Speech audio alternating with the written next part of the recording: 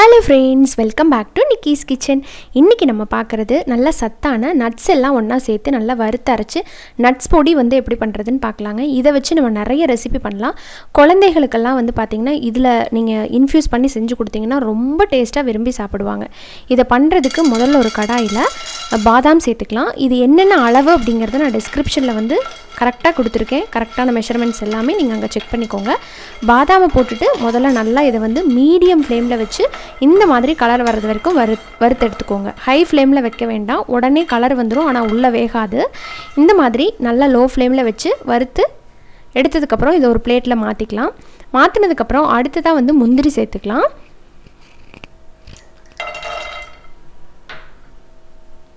கூடவே பிஸ்தா, இது ரெண்டையும் சேர்த்ததுக்கப்புறம் இதுவும் நல்லா அதே மாதிரி லோ ஃப்ளேமில் வச்சு வறுத்துக்கோங்க. இந்த அளவுக்கு வறுபட்டால் போதும். அதோட பச்சை மணம் போயிட்டு நல்லா வறுபட்டுனா தான் நம்ம எல்லாத்துலேயுமே சேர்த்து பண்ணும்போது ருசியாக இருக்கும். இப்போ இதையும் அதே பிளேட்டில் மாற்றினதுக்கப்புறம் இதில் ஓட்ஸ் சேர்த்துக்கலாம். ஓட்ஸையும் அதே மாதிரி வறுத்துக்கோங்க.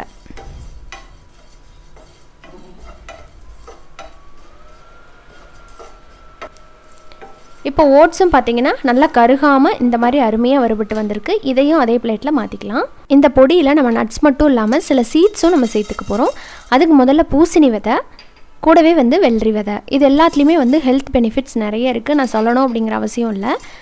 ரொம்ப ரொம்ப சத்தானது. இன்னும் இந்த நட்ஸ் பவுடருக்கு நல்ல சத்து கொடுக்கறதுக்காக இந்த சீட்ஸும் நம்ம சேர்த்து பண்ணிக்கிறோம். இதையும் இதே மாதிரி நல்லா வறுக்கணும். இப்போ லோ ஃப்ளேமில் வச்சு வறுத்துட்ருக்கையிலேயே இது மணத்துக்காக ஒரு 4லேருந்து 5 போல் ஏலக்காய் சேர்த்துக்கோங்க. ஏலக்காய் பிடிக்காதவங்க நீங்கள் விட்டுறலாம். ஏலக்காய் போட்டு பண்ணும்போது நீங்கள் பாலோடு சேர்த்து குடிக்கும்போது ரொம்பவுமே சூப்பராக இருக்கும். இப்போ பாருங்கள், நல்லா வறுபட்டுருச்சு. இதையும் அதே பிளேட்டுக்கு மாற்றிக்கிறேன்.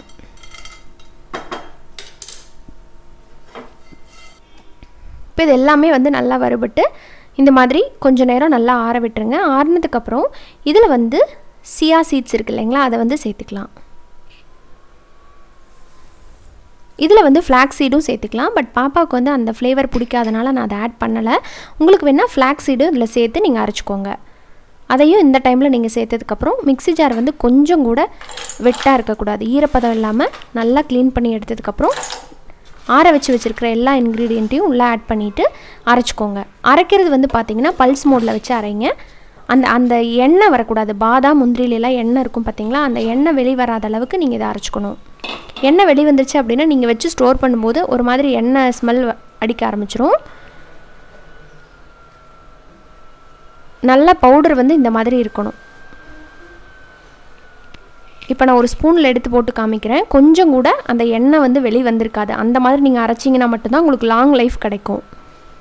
இதை நிறைய ரெசிபீஸில் நம்ம யூஸ் பண்ணலாம். அடுத்தடுத்த வீடியோவில் இதை யூஸ் பண்ணி நான் என்னென்ன ரெசிபீஸ் குழந்தைகளுக்கும் சரி பெரியவங்களுக்கும் சரி நல்லா ஹெல்த்தியாக பண்ணுறேன் அப்படிங்கிறதையும் உங்களுக்கு நான் ஷேர் பண்ணுறேன். லாஸ்ட்டாக வீடியோ போட்டிருந்தப்போ பார்த்தீங்கன்னா சப்பாத்தியில் இந்த பொடியை நான் இன்ஃப்யூஸ் பண்ணி தான் ஒரு ஸ்டஃபிங் ரெடி பண்ணி பண்ணியிருந்தேன். கிட்ஸுக்கெல்லாம் ரொம்ப ஃபுல்ஃபில்லாக இருக்கும். குழந்தைகளுக்கு நட்ஸ் கொடுத்த மாதிரி இருக்கும். இந்த வீடியோ உங்களுக்கு கண்டிப்பாக பிடிச்சிருக்குன்னு நினைக்கிறேன். இன்னொரு வீடியோவில் மீட் பண்ணலாம். நன்றி, வணக்கம்.